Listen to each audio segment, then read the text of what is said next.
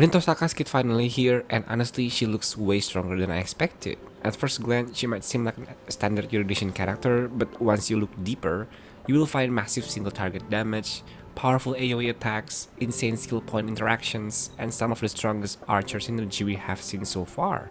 The big question is RIN just an archer support, or is she a top tier character on her own? Let's break down her entire kit, eidolons, signature light cone, and best team options to see just how strong she really is. But before that, please hit the like and subscribe button. Now if you have done that, let's get this video started.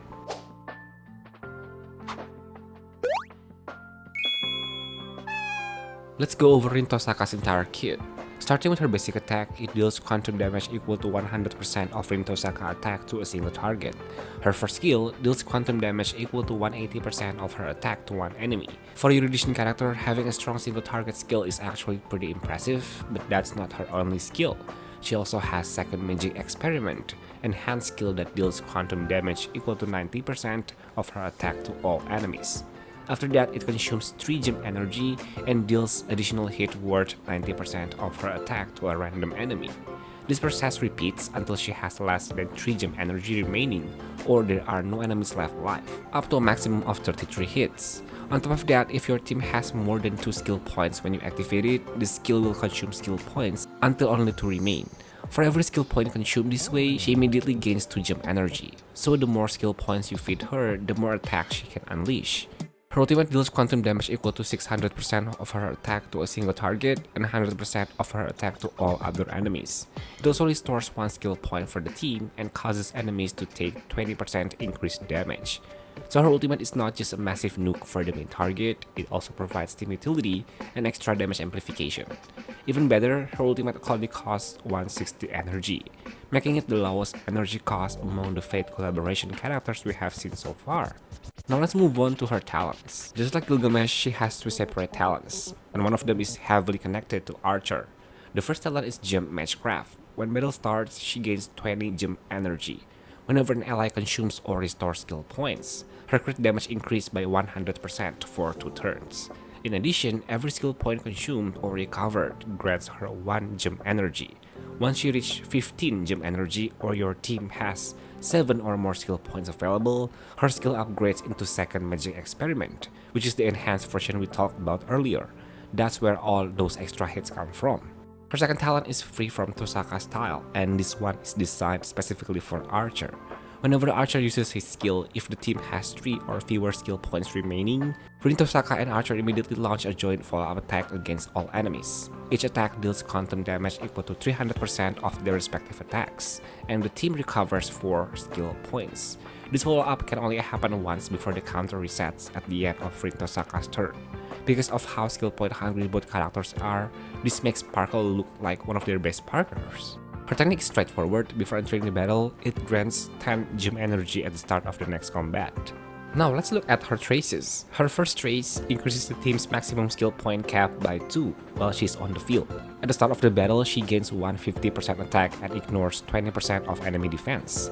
If Archer is on the team, he gains the exact same buff as well. Honestly, this trace alone is huge. Giving Archer 150% attack and 20% defense ignore for free is an incredible boost. Her second trace increases her speed by 20% for 3 turns after using her enhanced skill. It's nice, but compared to the first trace, it's definitely less impactful. Her third trace grants her 12 gem energy whenever she uses her ultimate. Overall, her base kit already looks extremely strong.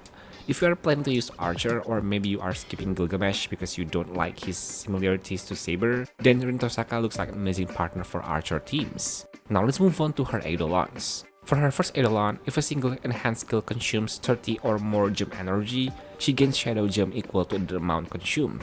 While this Shadow Gem is active, her skill upgrades into another enhanced version of Second Magic Experiment, and this version consumes all Shadow Gem stacks, and does not convert skill points into gem energy, and does not consume gem energy itself. It's a strong personal damage increase, but honestly the eidolons that buff Archer are the ones that stand out more. Then comes her second eidolon.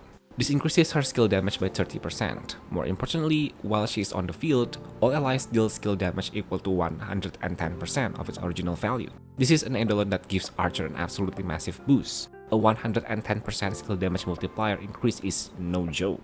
As for the fourth one, whenever ally consumes or recovers skill points, they gain 10% speed for 3 turns. It's decent, but compared to E2, it's definitely not as exciting. Finally, her last one, her all-tap respan increases by 20%. Whenever she uses her ultimate, she gains 18 gem energy and immediately receives an extra turn. Now let's talk about her signature light cone, Flickering Stars. It grants 18% crit rate and 30% skill damage. Whenever ally consumes 4 or more skill points in a single turn, the wearer gains Radiant Crown for 3 turns. While this Radiant Crown is active, all allies ignore 10% of enemy defense, and the wearer ignores additional 20% defense. Effects of the same type do not stack. As for my thoughts on her kit, I think she looks fantastic. The only real concern is skill point management.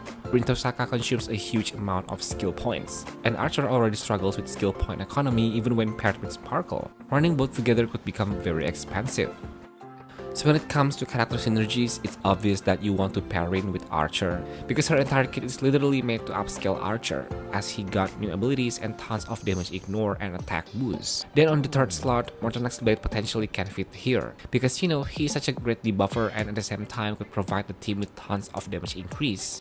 In addition, because M-Blade is the only annihilating unit in these comps, he will gain a huge self-damage from his own passive. This makes him the second sub-DPS in the team aside Rin, thus can contribute significant damage as well. If this is the party that you want to use, then we might want to use Hyacinth as a sustain, so she could increase Blade's max HP. Or you can use any other healers to ensure that Blade HP will remain above 1.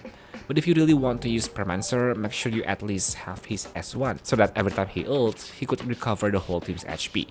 But if you are wondering why Blade over Sparkle here, isn't she better suited for this team since she replenished some skill points? It's clear that Sparkle will be the most suitable, but thankfully both Archer and Rin themselves already have an ability where they could recover SP.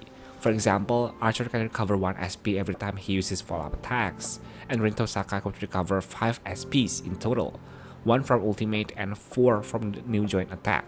I think this team could also work if you happen to have E1 Archer, because after using his skill 3 times, he will generate 2 SPs. So I think if you own Mortal Axe Blade, this is worth to try.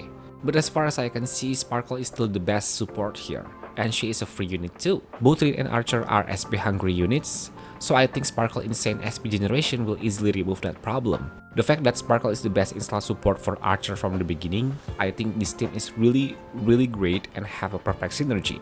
Furthermore, tons of SP that generated from her ultimate will contribute to gems generation for Rin, making her to deal even more significant damage. But keep in mind that Sparkle mainly be used as a hyper carry setup, so this means Archer will get the most benefit from her buffs. Rin is the one that you want to sacrifice, but at least Rin's damage still get upscaled by the vulnerability from Sparkle's talent, as well as the attack bonus provided by her A6. As for sustain, since we don't use Mortal Axe Blade, I think you could use literally anyone as long as they could ensure the team's survivability, so either Huahua or Permancer is solid. Permancer could buff Archer to give him attack boost, and Huahua can give all of your team attack increase from her ultimate. The last option, maybe you could try Sustainless. This is very risky and not really comfortable, but instead of using Sustain in the last slot, maybe you could try to slip in some buffers like Tribi, Cypher, Robin, RMC, or maybe even Mortal Axe Blade. So I guess that's all for RIN TOHSAKA kit breakdown, and a little bit of analysis from me. So far, what do you guys think about her V1? Is she incredible, or on the other hand, she is quite underwhelming? Please let me know your thoughts in the comments. If you enjoyed and found this video helpful, please hit the like and subscribe button. Turn on notification as well so you won't be missing out on any of my Star Rail content. I will see you guys on my next one. Bye bye!